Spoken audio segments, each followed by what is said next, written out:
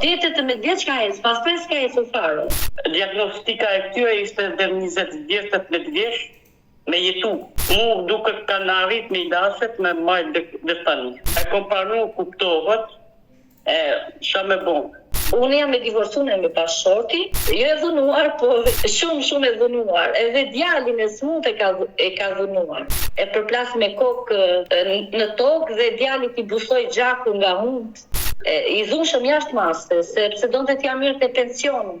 Ja po të pse Zoti krijon krijesa si unë. Përshëndetje miq dhe mirë se erdhët në këtë video. Jeni live me Odetën.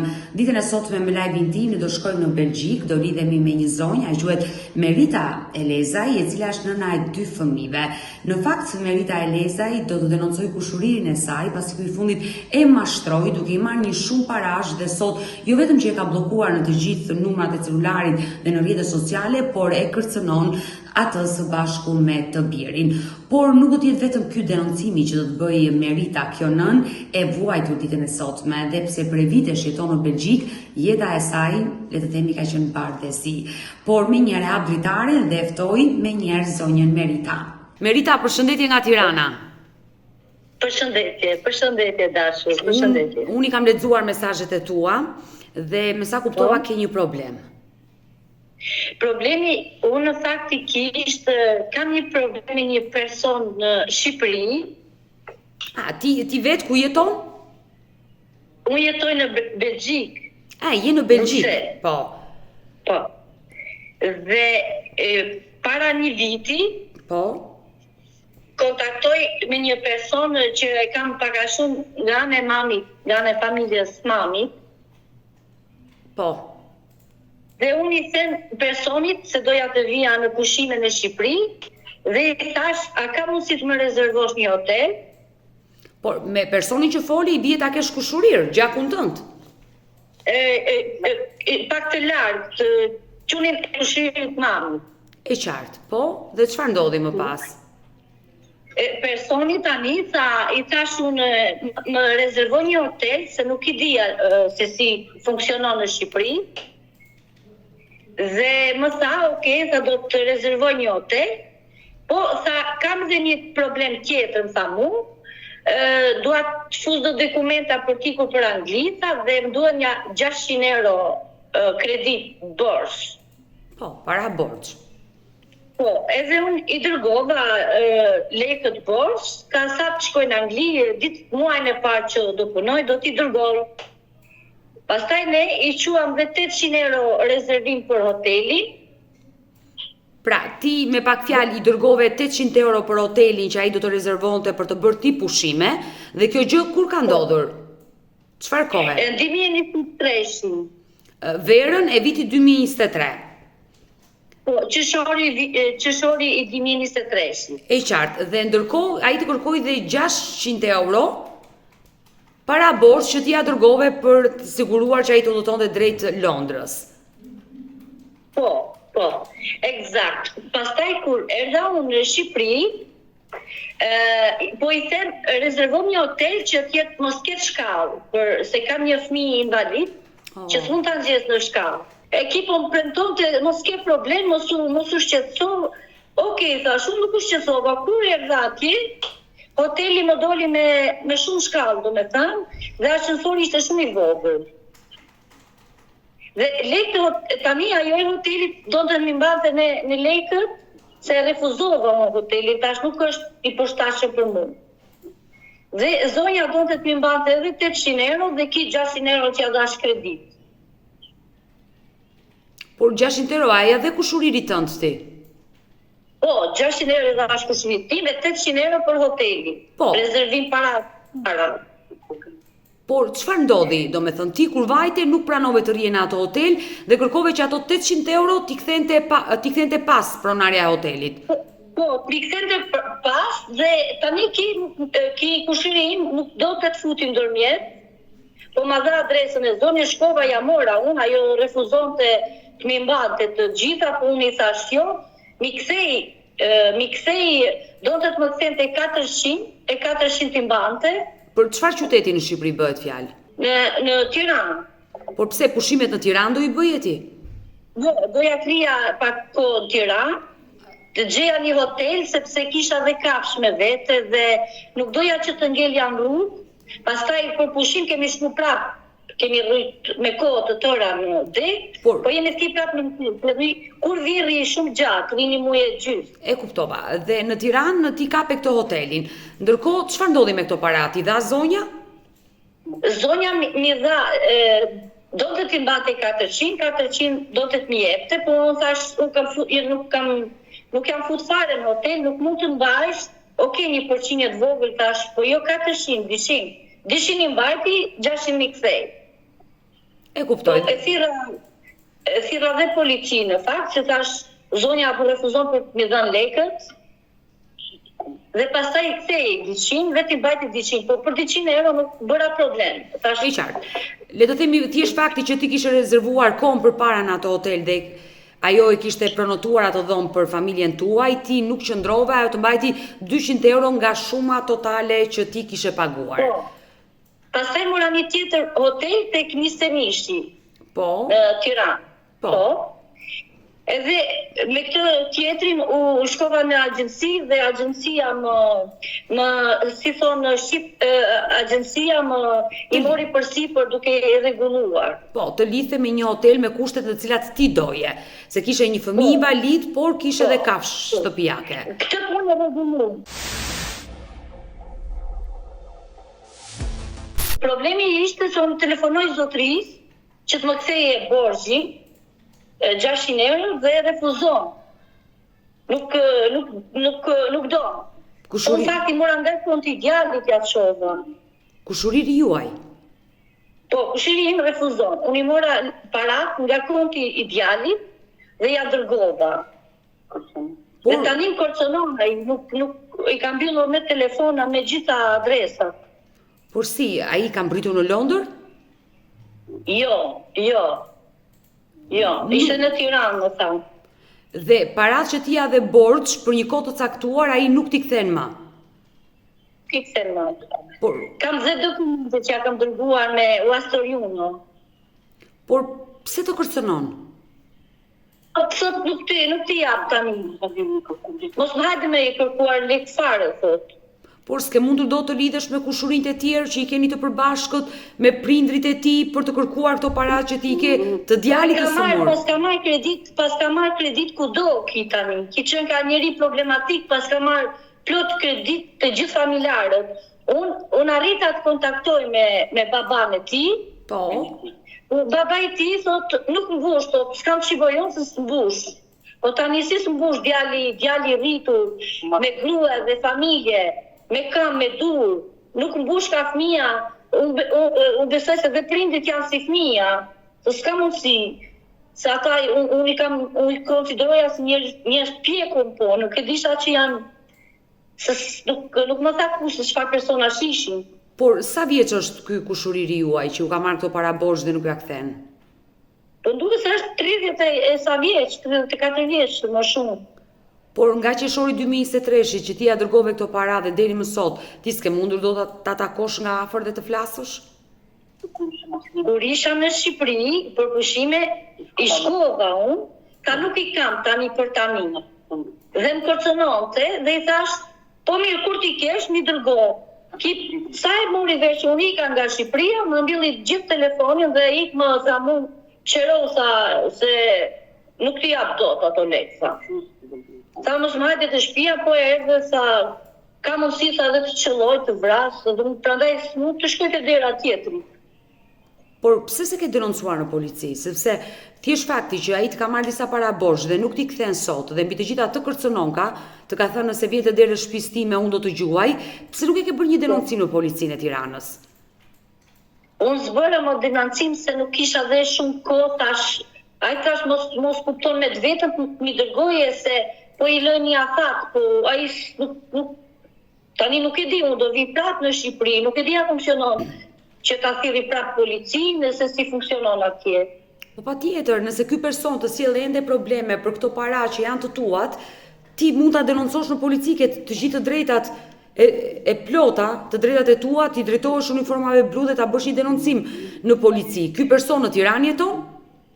Në Tiranë jeton, pas Kuçan.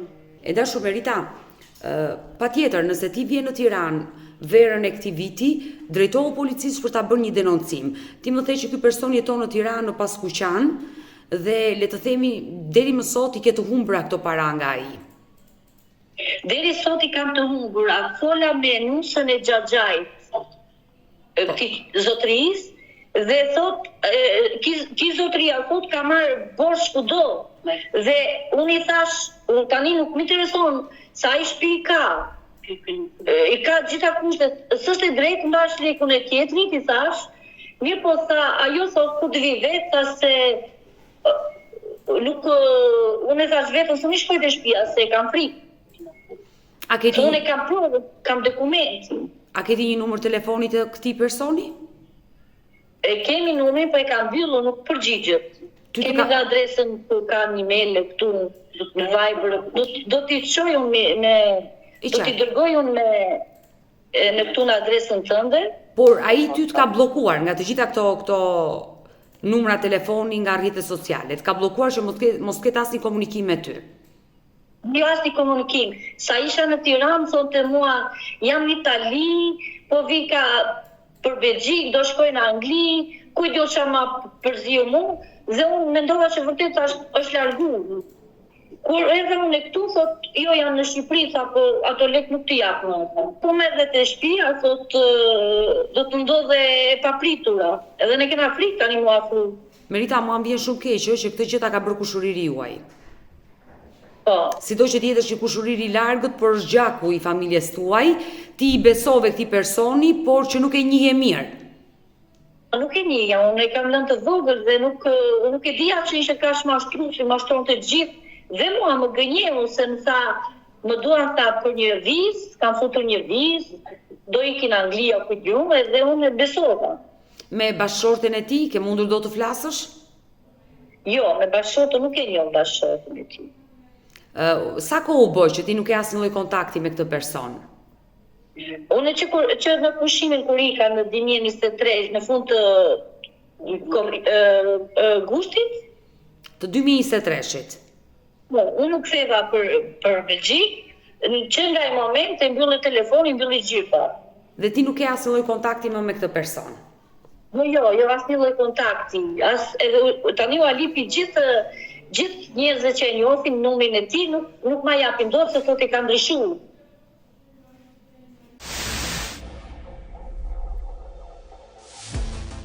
Me që prej gushtit të vitit 2023, ti s'ke masi kontakt me këtë person, ke një mesazh për t'ia përcjell? Një mesazh kam se do t'i shkoj te dera me policinë, se unë vetë nuk guxoj t'i shkoj në shtëpinë e tij. Se nuk e di çfarë persona janë, se si njoh më tani, i kam lënë shumë të vogël personi dhe nuk ka shumë të afërt, janë nga anë e mamës. Dhe kush është mesazhi që do i përcjellësh? Mesazhi që do i përcjellit më jape borxhin, siç dhe mos të kërcënoj. Mos të ndodhe, tani se do të shkoj te shtëpia. Se tani aty në Shqipëri po të shkosh të kërkosh drejtat e tua, ka mundësi mund të humbin edhe jetën për diçka tonë, domethënë, për paratë tona.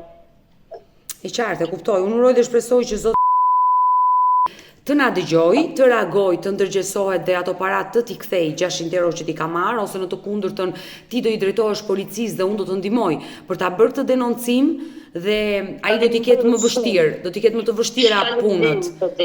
Jam i sigurt që ai do t'i ketë më të vështira punët, kështu që më mirë të ndërgjegjësohet dhe ato para borxh t'i kthej në vendin ku i ka marrë. Sepse nuk jetohet më para borxh dhe më vjen keq që të ka ndodhur ty dhe mbi të gjitha më the që këto para i ke marrë nga numri llogarisë së djalit që e ke invalid.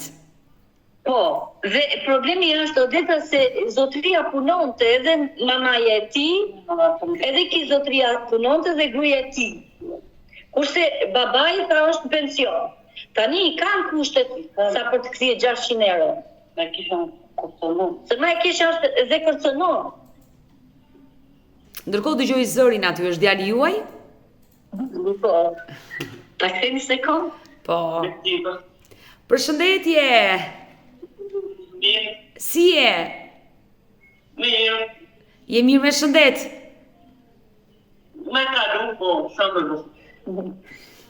Të përshëndes. Mirë, dashur Merita. Se nuk jetë e fletë Shqipën paka shumë me propegator me frëgjisht. Sa vite keni aty në Belgjik? 24 vjetë. 24 vite që jeton në Belgjik? Po, 24 vjetë. Në çfarë vendi je të Belgjikës? Në Bruxelles, ja. Je në Bruxelles. E dashur Merita, nëna e sa fëmijëve je? Nëna e 2 fëmijëve. Mi jetë ti kesh, por më thej që djali është invalid. Çfarë ka ndodhur? Djali, kur ka marrë në Belgjik, ka qenë 3 vjeç. Ka një smundje distrofi muskulare. Miopati Duchenne quhet në frëngjisht, po në shqip miopati distrofi muskulare, e njohsi sëmundje, e di. Është e trashëguar, besoj. Është e trashëguar nga mamaja. Gjenetike në familje. E mora me mend, nga nëna juaj. Nga nëna ime dhe nga motra e nënës time, po të njëjtën gjë e ka pas, edhe motra ime madhe e ka trashëguar, por sot nuk është në jetë. Edhe vlla im. E qartë, e kuptoj, që nga geni juaj. Do me thënë, ju femrat me këtë lloj sëmundje e kanë, le të themi, në trupin e tyre, por nuk kanë asnjë lloj problemi me fizikun dhe mund ta trashëgojnë te djemtë e tyre. Te çunat, vetëm te çunat. Vetëm tek çunat. Vajza i lind, po te çunat ndikon. Më së shumti. Sa vjeç është djali? Djali është 24 vjeç. Dhe 100 vjeç u boft. Por sot është në karike me rrota? Po. Si quhet djali? Deri në moshën 18 vjeç ka ecur. Po pas 18 vjeç nuk muskujt nuk ka qenë në gjendje të mirë dhe është ndaluar, domethënë. Se ecuri. Ju e dashur Merita, kur e diagnostikuat sëmundjen e djalit? Kur erdha 3 vjeç kur erdha në Belgjik, në atë moment e shikoja që djali ecte me vështirësi dhe aty duke çuar vajzën, sa linda vajzën në doktor, fillova duke i shpjegu doktorit se dhe djalin tash ka me sa probleme. Atëherë sa e pa doktori e kuptoi çfarë diagnoze kishte.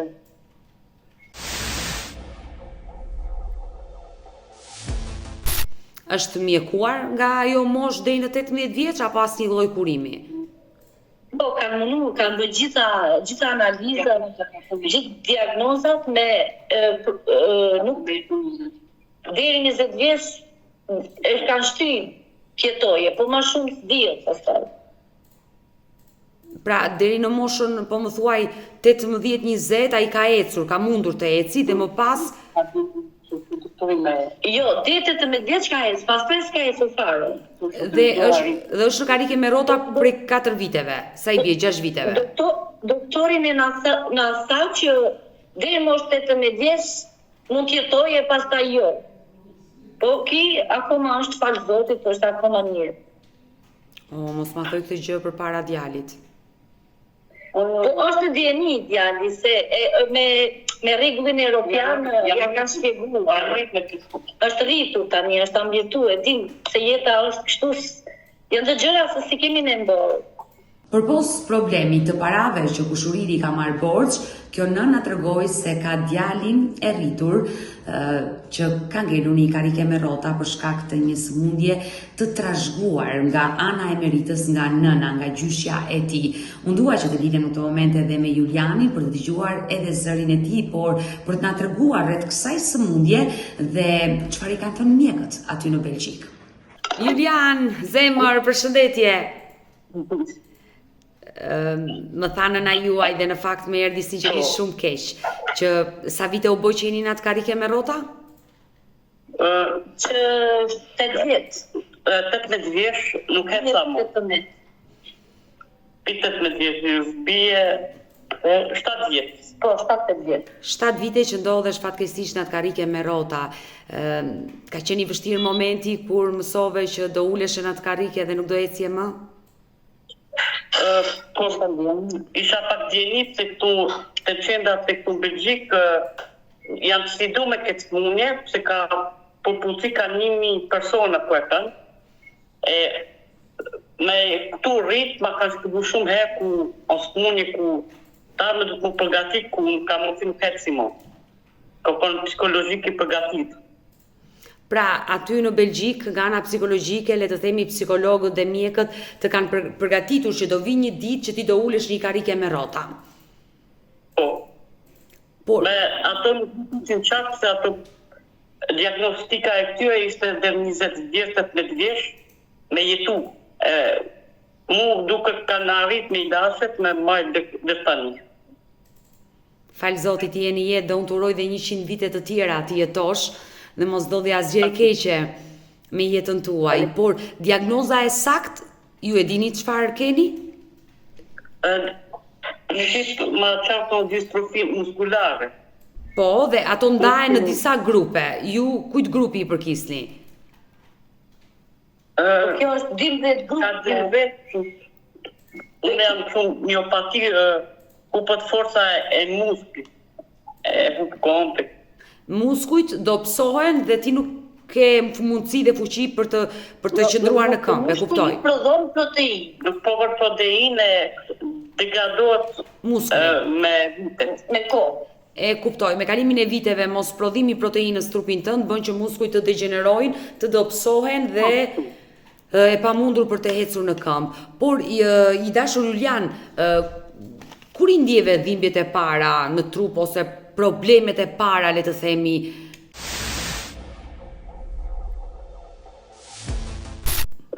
Ku ma menu unë ku të 4 vjet ma diagnostu, të dina të kur kom pas 8 vjeç kështu. 8-10 vjeç, dhe çfarë ndjeve për herë të parë? Simptomat e kësaj problemit on këtu tek puplat, tek poshtë, vupë këmbë, blokim Vupët forca, blokim damarë. Stu hecë mu paralizoshin këmbë dhe disha për toke. Kur ecje shumë dhe lodheshe, bie për tokë nuk mundeshe do të ngrieshe, për disa orë sa të shplodheshe. Kështu po. Ma vonë tu lodhje, ku kisha 16 vjeç kisha, nuk a isha me bo 100 metrë, pite parkingi makinës jo. Se lodheshe shumë? Po. Dhe ku kjo smunje rëshita një ditë për musklit, e seva këtë komën e dja, e së regeneru mu. Pse nga rënja që ke rënë ke thyrë këmbën? Po. Nuk regenerot mu muskli, pinat ko. Me të në Në karike, me jam thurë, shumë. Besoj që shkollën e ke mbaruar aty, ke vazhduar disa klasë shkollë, besoj, në Belgjik. I kom marrë të provimit fundit, me këtu në Belgjik nuk agjensiat e punës nuk panën shumë personat këtë gjenje, preferon ato në pagun të në shtëpi. Por si është një ditë e jotja sot? Dje ku kisha me shku të këto kineziterapi. Fizioterapi? Gimnastik. Kineterapi. 3 herë në javë, to egzaminimet e doktorit po zemën, me thonë, si të primarje të këto. Dhe si dolën vizitat që bëre, dje? Dhe tani, kom një pak, si me thonë, ma dryshe si tjerë, me nuk shef doktor ku dita ka mu si degradohet puna. Ka që zhvilluar që nga distrofia muskulare në trupin tënd sa po prek dhe organet? Mjekët kanë thënë që po prek dhe organet? Varë personat si funksionon organizmi, te unë kom pak ma vone si tjerë, me tjerë ku kom pa, ku kom vërtëtu, ka mundësi kanë këto zemën, mushkrin, distrofohën, nuk e disi shumë. Gushtohën. Upin muskën e spunon mo. Por gjithsesi, unë besoj që ti je një djali fort dhe ke për t'ja dalë. Ka mundësi, që të mashkune kushon Zoti. Zoti lartë në qiell na ka në dorë të gjithëve, por i dashur Julian, është e rëndë kur mjekët thonë që pa kot ka ngelur ti jetosh. Ma mu droth mishi kur ma tha nëna jote këtë gjë dhe u trëmba, i thash mos ma thoj para djalit, por ai më tha që e di djali këtë gjë. Nuk ka përdijet, kollaj. Që unë jam persone piku jam su i vogël, e kom morë si e kom pranu kuptohet, qa me bon. Doktori jem ku e një shumë vite, ma të gote dhe 18 vjeç, me jo sigur, varë person. Por ja që ti ja dole, nuk ndodhi asgjë kur ti mbushet 18 vjeç, sot je mbi 20 vjeç, uroj që jeta të vazhdoj për ty i dashur Julian, por besoj 24 orë rri aty në atë karrike brenda ambiteve të shtëpisë, dita jote si është e organizuar aty? Apo nëna të nxjerr? Jo, po me dalë e kom këtë karrike elektrike, kanë asistent një ditë, po me mshu në këto nevojat të përditshme. Kohën e ka luftu në internet, e ka një shkut do mësime ndarë, po gjuhën anglishtë. Se me frëngjishten je i përkryer, ke vite që i rritur aty në Belgjik dhe frëngjishten e ke si gjuhën tënde, por tani po mëson dhe anglishten, më the. Po, nuk e kuptoj shumë mirë, kam pak zort. Por shok miq, del, shëtitje aty në Bruxelles, apo rrallë herë? Po, ka këtu në qendra aktivitet për personat të kufizuara. Ka aktivitete që ti shkon shpesher aty? Po, ka këto sporte, ka këto projekte qendra. I dashur Julian, si puna juaj me këtë sëmundje që ti je diagnostikuar që në moshën 3 vjeçe me këtë problem në muskull, ka dhe shumë të rinj të tjerë, fëmijë të vegjël që janë diagnostikuar. Mënyra se si ti fole sot me mua në këtë live, i përgatitur nga ana psikologjike dhe e ke pranuar këtë sëmundje dhe jeton me këtë sëmundje, unë dua që ditën e sotme të përçosh një mesazh për të gjithë bashkëmoshatarët e tu, apo edhe fëmijë më të vegjël në moshë se ju, që janë me këtë sëmundje. Çfarë do i thuash sot të gjithë këtyre personave që vuajnë nga kjo sëmundje? Të përgatitën psikologjikisht, ta shion jetën si e kanë, si të vjohën shkruj, se të kjo jetë nuk e kina këtë smunje ka mundësi që quna të ri, shkon në Angli e këto, do një aksident, si kom do shokan me paraplegjik. Jeta është sfidë, nuk di qatë do të armë. Vetë do të me shiu jetën, si ku. Duhet shijuar, çdo minutë duhet shijuar, sepse nuk kthehet më. I dashur Julian, nëna juaj hyri në këtë live me mua zonja Merita, e cila tregoi problemin që një kushërit i saj kishte marrë parat borxh dhe nuk ja kthente, dhe ato para janë marrë nga numri jot i llogarisë. Po. Janë parat e tua? Po. Se ai personi jeni kontaktu se njohë me të mami, fëtëno me më pune në internet po punë hoteli, na mashtoj edhe ja e po na të gjashtë ma problemi për shko t'ja gërku kërcënon. E në problemi... Kjo është një problem shumë serioz, nësa i ju kërcënon, një që ka marrë parat, por dhe ju kërcënon. Unë do doja i dashur Julian, nëse ai person që quhet është duke na ndjekur, ose do njoftohet për këtë live dhe do e shikoj, çfarë mesazhi do t'i përçoje? Si parat. Nuk këshime...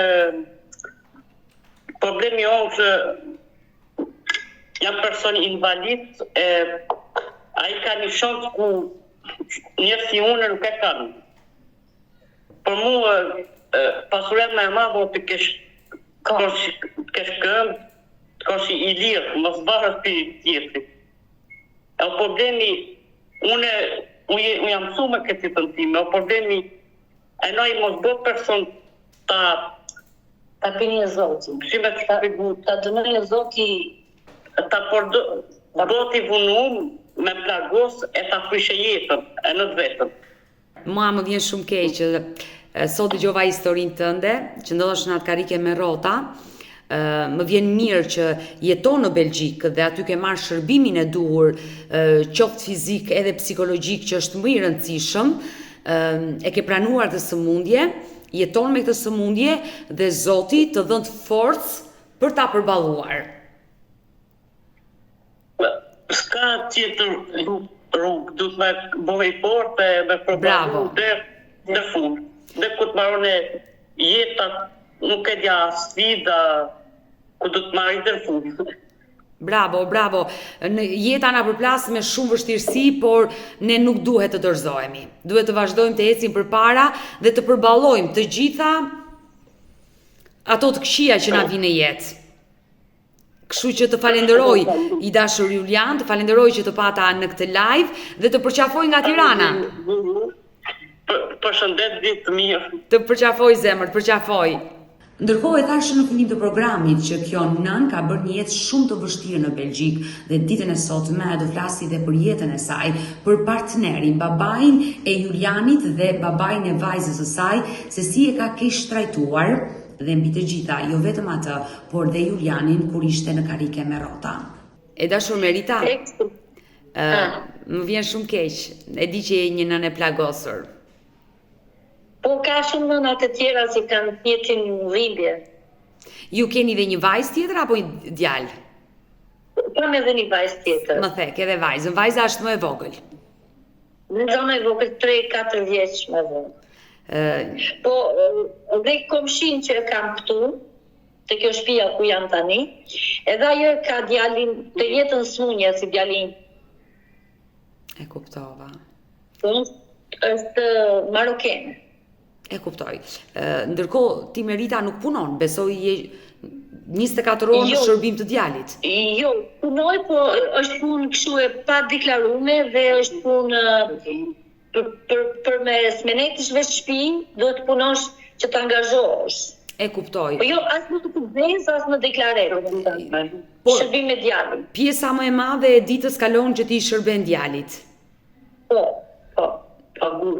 paguam për këtë. Po, je kujdestarja e tij dhe paguesh për djalin, ndërkohë besoj ai rri aty në karike dhe ti mundohesh që të flasësh me të, të argëtosh që mos të mërzitet. Një njeri që rri brenda vetëm në shtëpi është e qartë.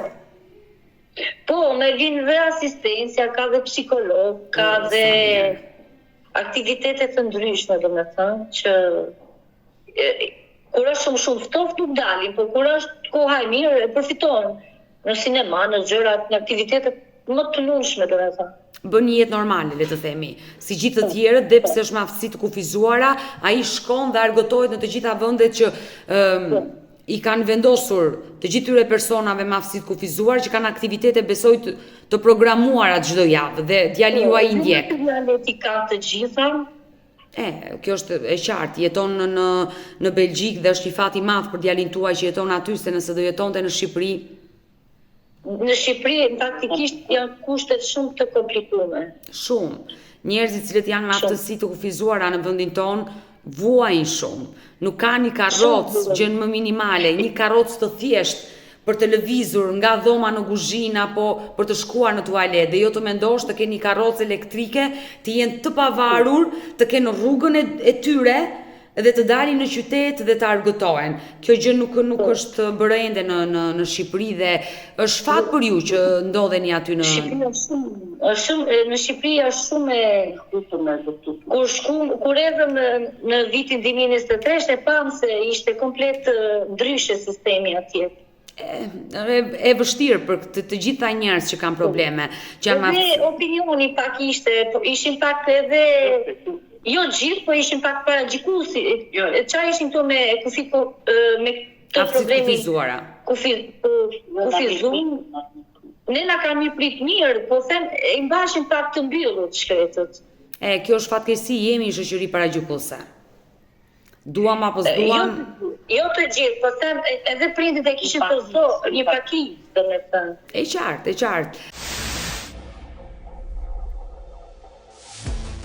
E dashur Merita, por jeta juaj si ka qenë aty në Belgjik?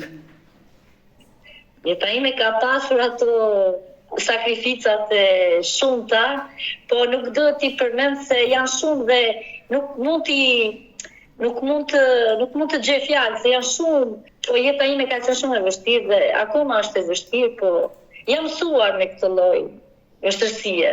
Unë jam e divorcuar me bashkëshorti, bashkëjetoj me dikën tjetër, por jetoj me djalin, vajza jeton dikun tjetër. E qartë, vajza ka nisur jetën e saj. Po, në mënyrën e vet. Po. Është e rritur dhe normalisht do vazhdoj jetën e vet, por ti jetën ja ke dedikuar djalit tani, por më vjen mirë që ke nisur një bashkëtesë, është shqiptare apo shtetasi huaj? Jo, huaj është. Por pse më thuaj që vuaj dhe sot? Ndoshta ke vuajtur dikur, por sot vuaj në kuptimin që problemet nga ish i pari, se nga tjetri nuk vuaj, se ka tjetër mentalitet, domethënë. Por pse, ti vazhdon të kesh probleme akoma me ish burrin, me babain e Julianit, të djalit dhe të vajzës? Po gjithmonë, me babain e fëmijëve kam gjithmonë problem se kërcënon tjetër gjë dhe ai kërcënon. Po ai ku jeton? Kërcënon gocën. Ku jeton ai person? Në Belgjik jeton edhe ai. Por ç'lidhje ka ai që tani me ty dhe me, le të themi, dhe kërcënime që i bën vajzës? Pse? Ju jeni divorcuar? Kur kam ikur nga ai, jam ikur në çështje dhune dhe ai se pranon këtë gjë. Pse ti ke qenë një grua e dhunuar? Jo e dhunuar, po jashtë shumë e dhunuar. Edhe djalin e smut e ka dhunuar. Por pse as fëmijët nuk i ka dashur? Jo. Unë e mbaj mend bile para ditë që i thash çunit, më kujtuar kur e përplaste 3 herë e përplas me kokë në tokë dhe djalit i bushoi gjakun nga hund. I dhunshëm jashtë mase, sepse donte t'ja merrte pensionin. Ti merrte pensionin djalit? Po, se konsumon gjëra të ndryshme. E qartë, e kuptova. Sa vite martesë bëre me të? Unë nuk e njihja shumë, faktikisht, që në Shqipëri, po kur erdha këtu, ati filloi duke konsumuar, ati fillova duke vrejt se kis që kanë rregull, domethënë, nga dhuna që përdorte, dhe në ato isha pa dokumenta, faktikisht. E qartë. Dhe risha në një podrum, si ishte izoluar fare podrumi, kisha vajzën e vogël, më kujtohet, nuk e di, kam shumë gjëra për tregu, po nuk janë shumë në diku të filloj për të mbaroj. Por e rëndësishme është që jam me fortë dhe nuk dërzoj. Dhe ke mundur t'ja dalësh. Ti sa vite ke që je ndarë me të? Kam qenë nga 2007. Nga 2007, paske shumë vite që je ndarë, dhe ai akoma nuk të lë të qetë? Së më lën të qetë, se vjen prish punët, ndjek nga pas ku shkojnë punë, për shembull, ku shkojnë na përzira, më prish punë, na paguajnë. Shkon te agjencia ku paguajnë, thotë, më bëj shumë probleme, domethënë, hap pas hapi më ndjek vesh për të më prish punë. Por pse e bën këtë gjë? Do të hakmerret me ty? Pse ti e le? Valla, është shumë hakmerës, është jashtë normave. Por me fëmijët ka kontakte me djalin me Julianin? Me djalin jo, se djalin nuk dëshiron vetë, se është agresiv në çonin. Por me vajzën? Me vajzën nuk e di tani shumë, e manipulon, vajza një herë thot po, një herë thot jo, por nuk është se, nuk e forcoj shumë vajzën, se tash është e rritur, në ajo du të kuptoj. Por pse nuk e ke denoncuar në polici kur ai të përndjek? Ti je ndarë prej shumë vitesh dhe ai vazhdon të përndjeki dhe të bëj keq ty dhe djalit të smur. Shtetin në bejt, në xhep, ka njofsi, mbajnë anën e tij. Por si ka mundësi mbajnë anën e tij kur ti je një grua e dhunuar prej tij? Po mbajnë anën e tij sepse ka një bashkëshorte që punon në Palamo dhe ja rregullon ajo nëpërmjet njerëzve që njeh. Por pse ai është i martuar?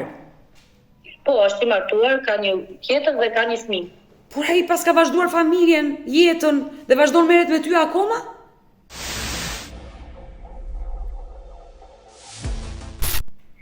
Po, në mënyrën e tij thot tjetra nuk e di unë për çfarë arsye ka marrë. Sepse është në Parlament Evropian, domethënë ajo paguhet shumë, se thash do të merrte pensionin çuni se lejoj dhe ka zhet tjetër. Një brukmestrin si thoni në Shqip, kryetarin e komunës të Parlamentit Evropian, domethënë. Të Ikselit, nëse ke dëgjuar. Por, e dashur Merita, ndërkohë që dua të pyes, ti je lumtur me partnerin e ri? Sa vite u bë që ke nisur bashkëtesë me këtë të riun, shtetasin e huaj? Kam 3 vjet që jam me të. 3 vite. Je lumtur? Jo, ka tjetër si ta them, ka tjetër opinion. Nuk është si shqiptarët që kanë ngulin ku nuk shkon, ku shkon. E din çdo gjë bëhet me dakordsi. Me vullnet, me kushtueshmëri. Por Juliani me vajzën si e priti bashkëtesën tënde? Juliani me vajzën e priti shumë mirë se këta janë rritur e janë lindur këtu, nuk e kanë përshtypje këtë gjë, se normal jeta fillon. Po patjetër dhe ke bërë gjën e dur, që ke njohur një person, ke nevojë të kesh në krah një person, të kesh një çadër, le të themi, ku të mbrohesh dhe ku të mbështetesh. Kështu që ke bërë shumë mirë që ke nisur jetën. Po, problemi është se këta me edukatën që kanë këto europianët nuk futen në problemet e dikujt tjetër. Sepse thotë shteti, ku shteti nuk futet, atëherë ngelet problemi kështu.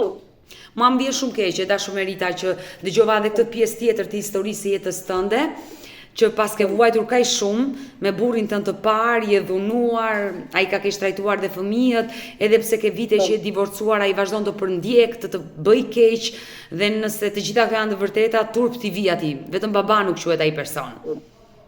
Baba, sepse është problemi më përndjek, më dërgon dhe njerëz, domethënë ku shkoj, ku rri, më kufizon, domethënë nuk jam e lirë, se unë nuk kam asnjë lloj kontakti me të, as dukja di për jetën e tij. Nuk më lën as rehat dhe me bashkëshortin, për shembull me personin që jam. E qartë, e kuptoj, dhe mbi të gjitha më vjen dhe keq që ai baba nuk interesohet për atë Julian që u bë vite që ndodhet në një karrike me rrota. Më vjen keq. Është vonë edhe Juliani nuk është se... Jo, është vonë, është vonë, thotë. E dëgjoj. Ka të fjalë ku... Ja, po të pse Zoti krijon krijesa si unë, kush duhet për kuni gjë. Mjek pisi për paqet në vetëm. E këto fjalë më unë pak trim. E fjalë ku ka punu, ka për me këto fjalë. Unë nuk kam zemër me pa mu. Të ka lënduar dhe kuptohet qartë i dashur Julian. Nëse ti dëshiron të japësh një mesazh babait tënd, unë po të dëgjoj. Një përgjigje më shonë, unë me konë babaj ventatime, pas i qunë këtë gjinje, kon këta shërbe e me respektu si me konë vetja jeme. Me të në është si shërë. Jo, me u bohë, më pasdohë për nuk o të bo njëtën gabim si ajë. Mua më vjen shumë keq për ty Merita, për ty Julian. Dëgjova fjalët e një djali të ri që tregoi që babai e kishte lënduar aq shumë dhe ai nuk do ta takoj më babain e tij. Më vjen keq për ty Merita që burri jot i parë të ka bërë gjithçka dhe sot ti ndodhesh vetëm me djalin. Më vjen mirë nga ana tjetër që ke nisur një tjetër bashkëtesë, djali ta ka mirë pritur. U uroj të dyve jetë të gjatë dhe të jeni të lumtur dhe uroj dhe shpresoj që zëri juaj të dëgjohet sot nga ky live. Dhe personi që të ka marrë lekët borxh, lekët e Julianit, të dërgjesohet dhe t'i kthej sa më shpejt ato para. Kështu që ju përshëndes të dyve dhe ju përqafoj nga Tirana. Faleminderit gjithë tjera. Mirupafshim. Ne kemi ardhur në fund edhe për live-in e sotëm dashur miq, që unë ju falenderoj që ndroat me mua deri në fund të kësaj video. Nëse ju keni një histori për denoncuar dhe kërkoni që zëri juaj të dëgjohet këtu në live më odetën, mos hezitoni të më shkruani në numrin tim të telefonit 069 99 55 698 që ndodhet poshtë ekranit tuaj, por mund të më dërgoni mesazhe edhe në rrjetet e mia sociale, në Instagram dhe në Facebook me emrin Odeta Dume Mandro, dhe këto janë faqet e mia. Ndërsa këtu lart tek fotoja ime mund të klikoni dhe të abonoheni, të bëni pjesë e kanalit tim në YouTube, ku çdo paradite ora 10 jam live me ju me këto histori që nuk vijnë brenda territorit të Shqipërisë, por vijnë nga Kosova, nga Malizi, nga Maqedonia e Veriut, nga diaspora kudo që ka shqiptar. Sinqerisht ju falenderoj që më besoni, ju falenderoj që më komentoni dhe më mbështesni. Takojmë nesër live. Mirupafshim.